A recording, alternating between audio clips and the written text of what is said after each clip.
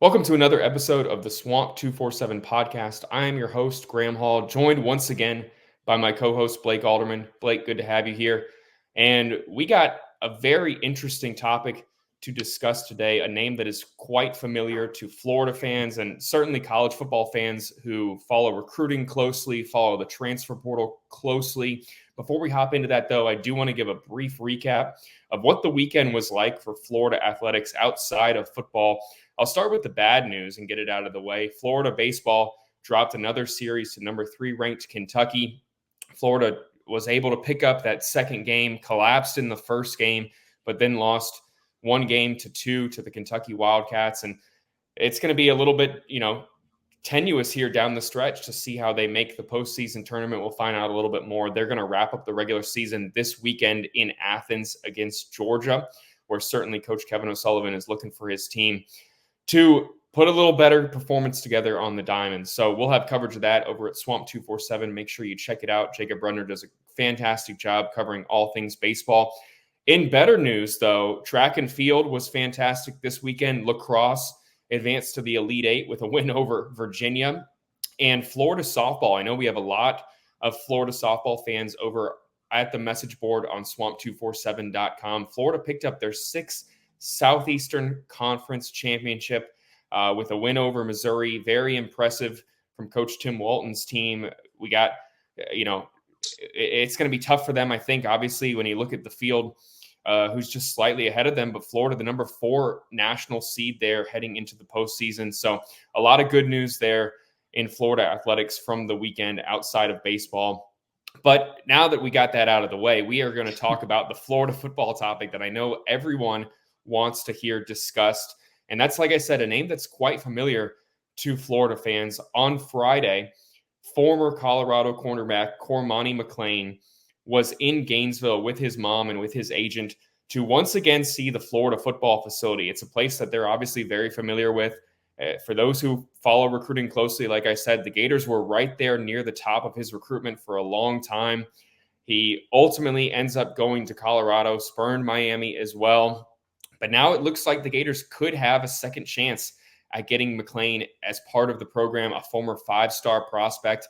This is, as Florida fans like to say, this is supposed to be DBU, and this could be another impressive addition. Certainly a guy who I think is looking for a better landing spot to be closer to home. But Blake, I mean, you followed his recruitment very closely. I know that obviously he was out there in Colorado, so we weren't paying too much close attention to him over the past year.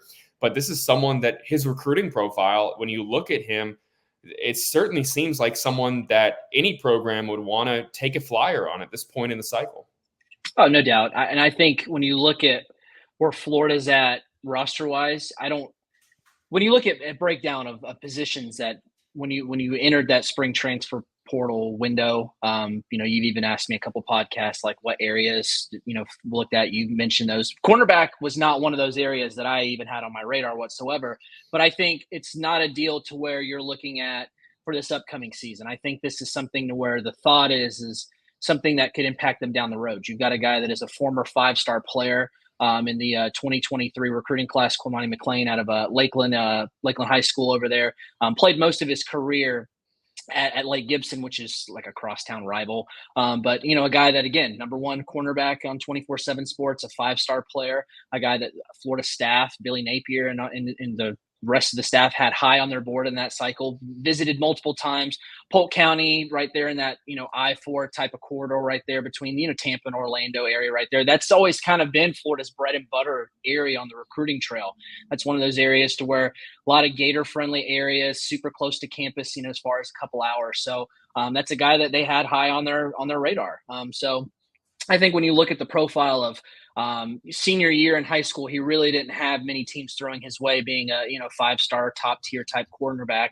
There in the high school year heading to a senior year, the name was out there. That's a guy that you really wanted to try to throw away from. But that sophomore year when he was at Lake Gibson, his junior year when he was at Lake Gibson, had multiple interceptions, was also a guy that was, I thought, could have been a D1 level wide receiver there on the offensive side of the ball. So he's a big time playmaker. He's got really good ball skills. He's got a really long, lanky frame to where you want to add some weight there, but a guy that's really good at press man coverage, and a guy that's got some speed there, and has really the wingspan of what you'd want in that defensive back that can kind of cover a lot of ground, where if he is a step or two behind, you've got the wingspan there to be able to knock the ball down. So again, a guy that was really high on their board.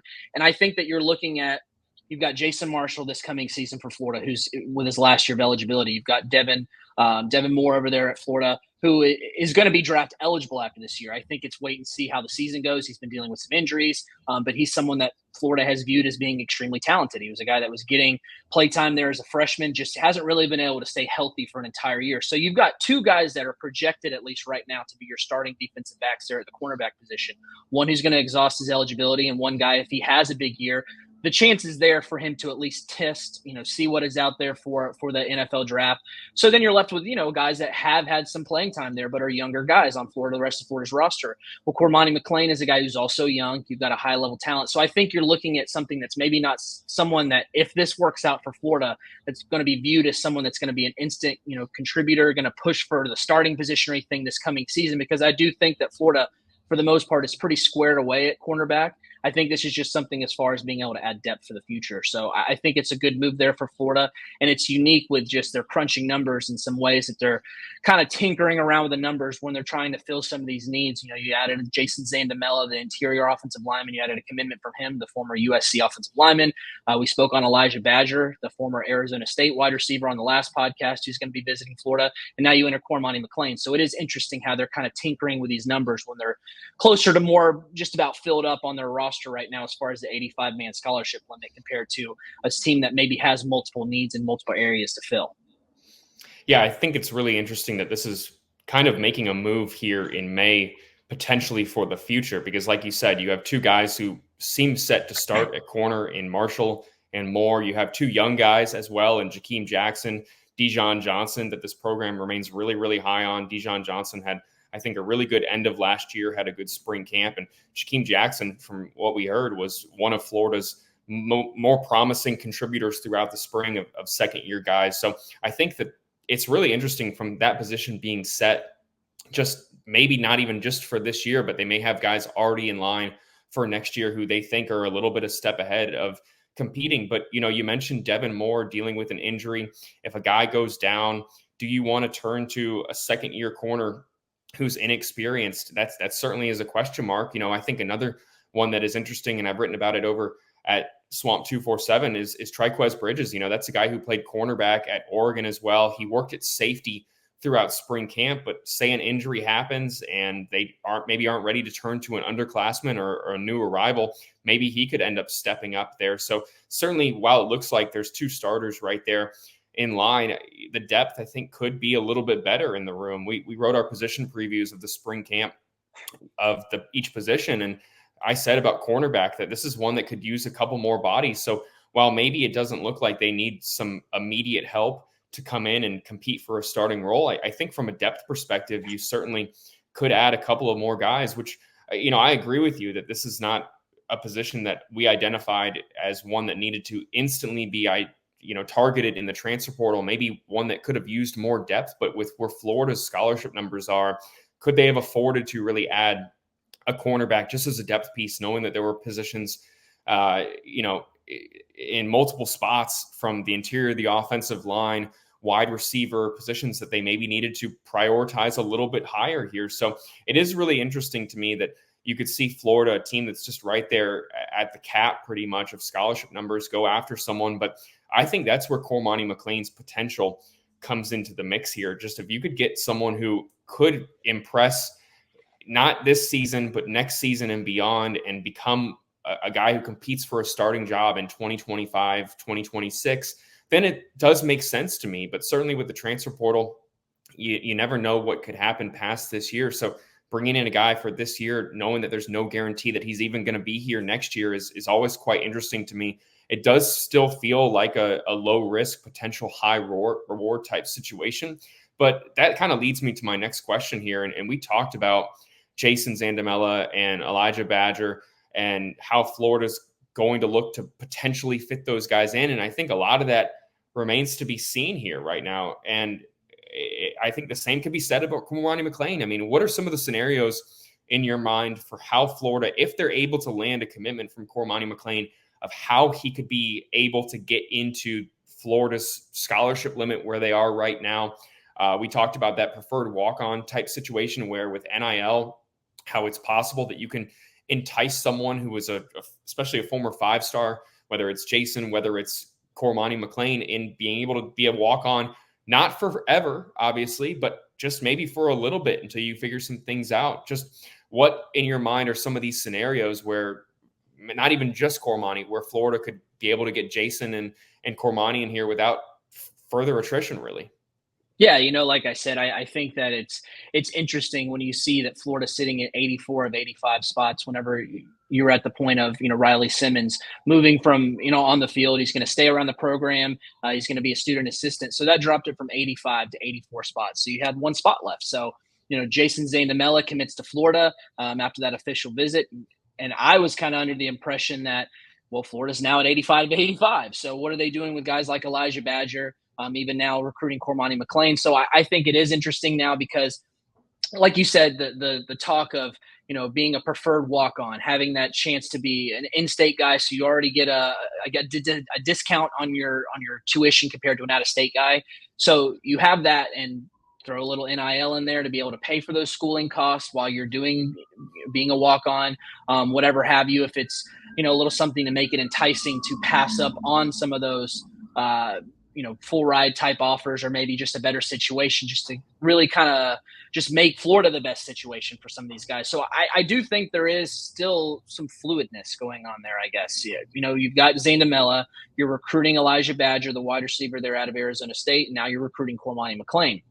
So I think it's at the point where, and I guess this is more maybe my opinion than anything, you look at those three guys. Elijah Badger is one that has about a year left of eligibility left at the college level. So wide receivers an area where they wanted to add some more bodies, get some more playmaker types to really complement, Eugene Wilson out there from Florida. Florida's got plenty of guys on the roster there, but I do think there are a little bit of some unknowns past what you saw from Eugene Wilson, who was a freshman himself, very talented, had a very good freshman year, but again, a freshman. So you're adding another piece in there with Elijah Badger. I think if everything worked out in a perfect world for Florida, I think that final spot would probably be one that they would want to use towards Elijah Badger. And I say that just because, again, the lesser availability or eligibility, I guess I should say, at the college level would really kind of be to where he's there. He wraps up that last year of eligibility. It's a guy that's not going to necessarily clog up another log in the line there of kind of clogging up spots and clogging up numbers there, because Florida really, as far as what they added to the transfer portal this past offseason, was a lot of those guys that really had 1 year left. They were kind of those graduate type guys that were playing there with one season left. So it's someone where you kind of bridge the gap between some of the younger players that we saw Florida play this past season, kind of bridging them to bring their eligibility and their experience along while you're getting someone that has that experience to teach up these guys and kind of be the leadership role on the team, and just someone who's got a lot of snaps, got a lot of experience, got a lot of, being able to mentor some of these guys that were young. So I think that, I guess, in more my opinion than anything, I think the spot would likely go to Badger if that was where things worked out. And again, just for those reasons. But you've got Jason Zaindamela, you've got Cormani McClain. Both of those guys are basically, Zaindamela is a 2024 guy. That's basically a guy that was in college for about 3 months over there at USC. So I don't know that that's someone that you would view as being an instant contributor this coming season, just the youth. And he was already a guy that was, coming from Mozambique, was a rugby player, was still sort of learning the game of football. And you've got Cormani McClain, to where, again, I don't know that there's just a dire need to where you look at the depth chart right now and you're like, yep, this is the guy that absolutely needs to come in and play. Whereas a guy like Elijah Badger, you see that and you're like, yeah, okay, this is a guy that could really help Florida right away. So I do think there are some moving parts, because you still have to land a commitment from Elijah Badger. You still have to land a commitment from Cormani McClain. Both of those guys will be on campus this coming week for an official visit. Badger is expected to be there Wednesday for his official visit. And then Cormani McClain, the date that I've heard that is being targeted for an official visit, will be on Tuesday. So you're going to have some of those questions answered. You're approaching the start of the summer A semester there in Gainesville. You're going to get these guys on campus. I don't really know so much of what the table setting looks like for Cormani's recruitment. Does he have any other teams that he's trying to visit in this little span? Are there other teams that are trying to get a visit out of him? So I think right now things do look good for Florida. As you mentioned, he was there on Friday, spent some time with Billy Napier. His mom was there. His agent was there. And I think from what I've heard, those conversations that took place were positive. I think that, you've got a guy that you thought you were going to get out of high school. He ended up picking Miami. Eventually had his recruitment kind of go a bunch of different ways there to where he ended up eventually signing and picking Colorado and signing with that team there in February. So I don't know that there was really any love lost on Napier's end. And I think it was, you see Deion Sanders has been open about, not showing up on time to meetings, not watching the film, sort of those knucklehead types of things that a lot of freshmen do. But these are guys that are at the college level. There's a lot expected of them.